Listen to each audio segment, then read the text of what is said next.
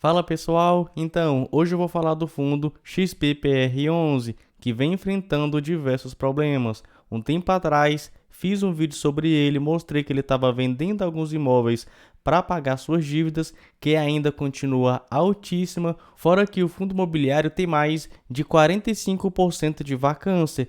E agora ele publicou aí um novo relatório gerencial mostrando que ele pode ficar sem pagar dividendos. Vou te mostrar tudo a respeito desse fundo imobiliário aqui nesse vídeo. Então, se você gosta desse tipo de conteúdo, já o convido, se inscreva aqui no canal e ative o sininho para você não perder mais nenhum vídeo como esse. Vamos lá então, direto ao ponto. E eu sei que algumas pessoas devem olhar apenas isso aqui. Um dividend yield de mais de 9%, considerando que é um fundo de tijolo, é um ótimo dividend yield e está sendo negociado a R$ 22,15.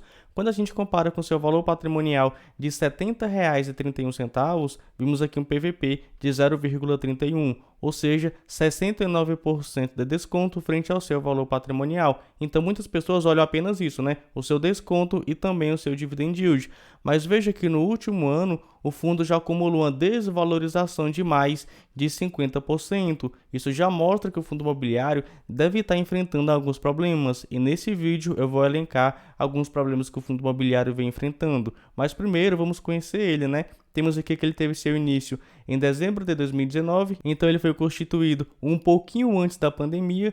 O fundo é preponderantemente de lajes corporativas, educação e hospital, gerido pela XP e administrado pela Vortex, que cobram as seguintes taxas. Temos aqui uma taxa de administração que varia de 0,95% a 0,75% ao ano, em regra de cascata, conforme o regulamento do fundo, e também uma taxa de performance de 20% do que se deu o benchmark. Para quem não sabe o que é benchmark, nada mais é uma rentabilidade alvo. O fundo não garante isso aqui, mas ele busca entregar pelo menos IPCA, né, inflação, mais 6% ao ano. E o que ultrapassar isso aqui, ele cobra uma taxa de 20%. Na minha opinião, não gosto de taxa de performance, mas como esse benchmark é muito difícil de um fundo imobiliário de tijolo alcançar, é bem tranquilo. E percebo que o fundo imobiliário atualmente tem mais de 60 mil cotistas. Eu esperava que o fundo tivesse uma boa liquidez considerando esse número de cotistas, mas isso me surpreendeu porque ele possui uma baixíssima liquidez.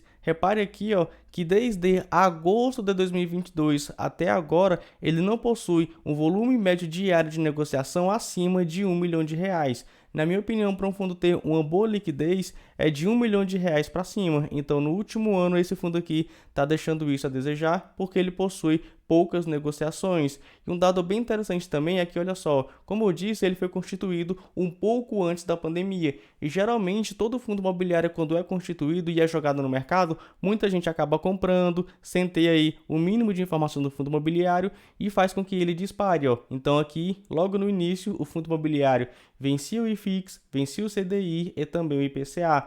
Mas veio pandemia, a situação complicou para diversos fundos imobiliários, principalmente fundos imobiliários de lajes corporativos, que é o caso do XPPR11. Ele até tentou brigar aqui, em mais ou menos junho de 2020, mas não teve como. Ele acabou perdendo, para o IFIX, ainda está perdendo para o IFIX, perdendo para a inflação, né, o IPCA, e também perdendo para o CDI. Para quem não sabe, o IFIX é o principal índice de fundos imobiliários. O CDI segue bem de perto a taxa básica de juros da economia brasileira, que é a taxa Selic. E o IPCA é o índice oficial de inflação aqui no Brasil.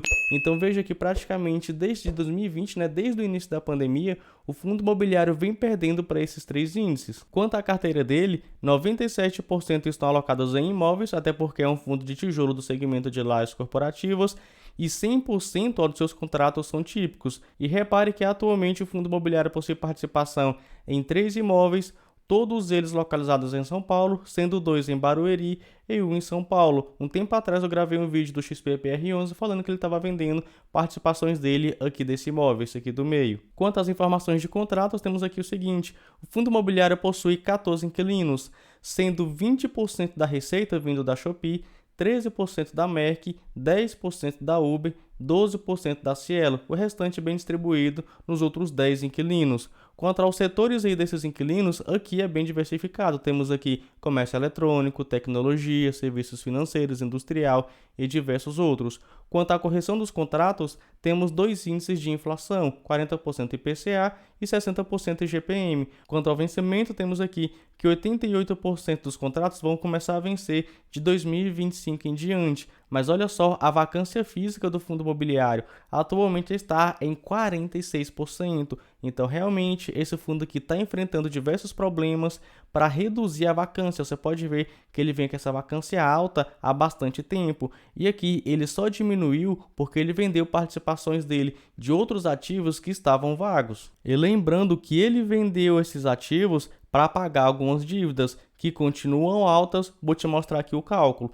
Estou aqui no informe mensal do fundo imobiliário do mês de agosto de 2023, porque afinal estou gravando esse vídeo em setembro de 2023 e o fundo ainda não publicou. Vamos lá na sua parte de passivo, lá embaixo, e a informação mais relevante que a gente precisa é essa aqui, ó, esse item 18. Obrigações por securitização de recebíveis, no valor de quase 390 milhões de reais. Vamos aqui fazer um pequeno cálculo para a gente ver a alavancagem desse fundo imobiliário. Vou pegar aqui 389.947.676,26 e vou dividir pelo total de ativos que o fundo imobiliário possui. No caso, cerca de 1 bilhão de reais. Vamos lá, ó.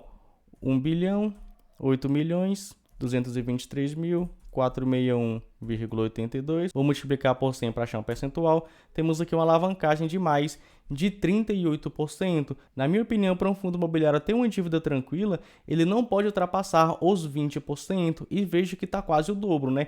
Quase 40% aí de alavancagem. E é o que eu sempre falo, sempre que você for investir em um fundo imobiliário, olhe bastante as suas dívidas, porque isso aqui pode fazer um impacto direto nos dividendos do fundo imobiliário, né? Nos rendimentos do fundo imobiliário. E olha só essa projeção que a gestora fez aqui para a gente para os próximos 12 meses. Aqui, ó, em setembro de 2023, que é nesse mês que eu estou gravando, temos aqui um resultado negativo de 4 centavos. Ou seja, em tese, nesse mês, o fundo imobiliário, se não tiver nenhuma reserva de caixa, vai ficar sem distribuir rendimento. Depois ele volta, ó, a um caixa positivo.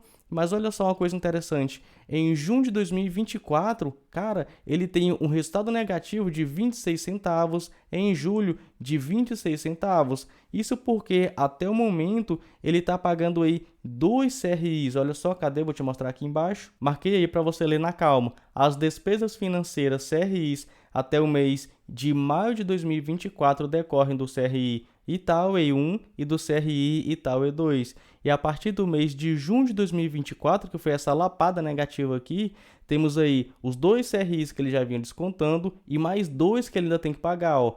O CRI Evolution e o CRI REC 2017. Então, realmente, esse fundo imobiliário está bastante endividado e se o gestor não fizer um trabalho excelente, ele pode começar a parar de pagar rendimentos. Mas, claro, o gestor aqui colocou para a gente algumas coisas que ele está buscando fazer. Temos aqui o seguinte, deixa eu aumentar aqui para você, temos aqui o seguinte, ó. Dentre as alternativas, repactuação das operações de securitizações de recebíveis junto aos seus titulares, a realização de novas alienações de ativos, ou seja, vender mais imóveis, né, participação dos imóveis, ou a amortização do fundo imobiliário. Ele também pode, não sei porque ele não colocou aqui, se colocou eu não vi, mas ele também pode fazer um esforço a mais para tentar alugar aquela parte dos imóveis que ainda estão vagos. Você viu, o fundo imobiliário atualmente tem mais de 40% de vacância física. E se ele não conseguir fazer nenhuma dessas coisas aqui e diminuir a vacância, a partir de junho de 2024, a coisa vai ficar muito feia para o XPPR11. Por isso, eu sempre falo aqui no canal, quer investir em um fundo imobiliário,